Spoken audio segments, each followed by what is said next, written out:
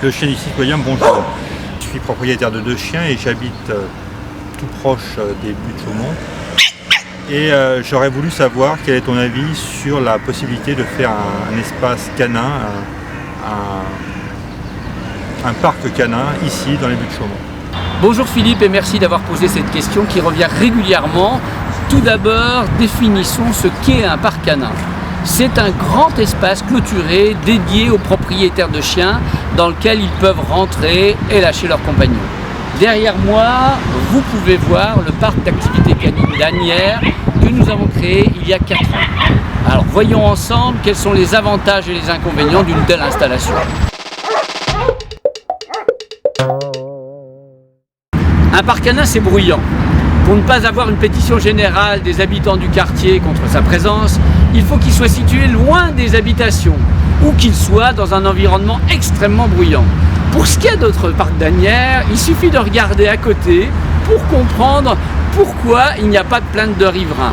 Il y a ici 3 doubles voies et un métro aérien qui passe à côté du parc canin. Donc, au niveau du bruit, pas de souci. Alors en revanche, compte tenu de la densité de la population à Paris, vu l'affluence évidente qu'il engendrerait un parc canin au-dessus des buttes de Chaumont, par exemple, générerait des aboiements permanents, des conflits d'usage entre les propriétaires de chiens et un maximum de plaintes des personnes environnantes. En théorie seulement, un parc canin est un lieu convivial où se rencontrent les propriétaires de chiens et les cadors de toutes sortes qui peuvent courir et jouer et s'amuser. Alors, ce principe ne s'applique que si les chiens qui s'y trouvent sont sociables et qui sont parfaitement éduqués. Malheureusement, les utilisateurs de parcs canins ne sont pas toujours à la pointe dans ce domaine. Beaucoup considèrent leurs chiens comme de gentils kikis, de gentils bébés qui ne cherchent qu'à jouer. Alors, l'expérience nous montre que de nombreux chiens peuvent, en quelques jours seulement, s'approprier cet espace clôturé et avoir des comportements pas toujours appropriés, voire agressifs. C'est pourquoi, pour qu'il reste convivial, il est indispensable que les propriétaires gèrent correctement leurs chiens et un minimum de capacité à les conduire. C'est pour cette raison que nous organisons dans notre parc canin des cours gratuits d'éducation canine chaque semaine.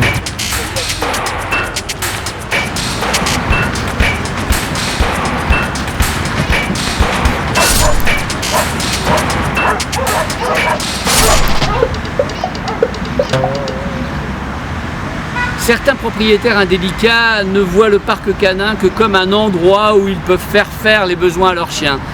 Ces sans-gêne viennent quand il n'y a personne et nous laissent les crottes de leurs chiens en souvenir.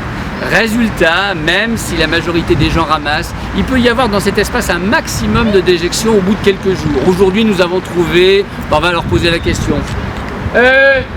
Jubilette, viens. Au niveau du ramassage, combien de déjections aujourd'hui? 48. Là, par exemple, dans le parc canin, alors que la majorité des gens ramassent sur le parc, là, tous ces gens ramassent, ils font des cours d'éducation avec nous, mais on a eu quand même, en quelques jours, 48 déjections qui ont été laissées dans le parc canin. C'est vous dire que le principe du ramassage, même dans un endroit comme ça, c'est pas toujours gagné. Un des problèmes des parcs canins est aussi qu'on a tendance à vouloir diviser pour ne pas avoir de problème dans la ville. C'est-à-dire qu'on a tendance à vouloir faire les parcs pour enfants, les parcs pour personnes âgées, les parcs pour chiens.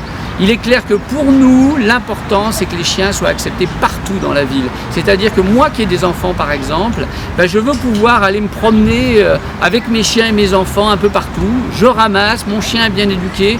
Pourquoi avoir une obligation de parc canin? Comme le dit le proverbe, l'enfer est pavé de bonnes intentions. Ceux qui croient que les parcs canins sont la panacée pour que le chien soit apprécié se trompent lourdement.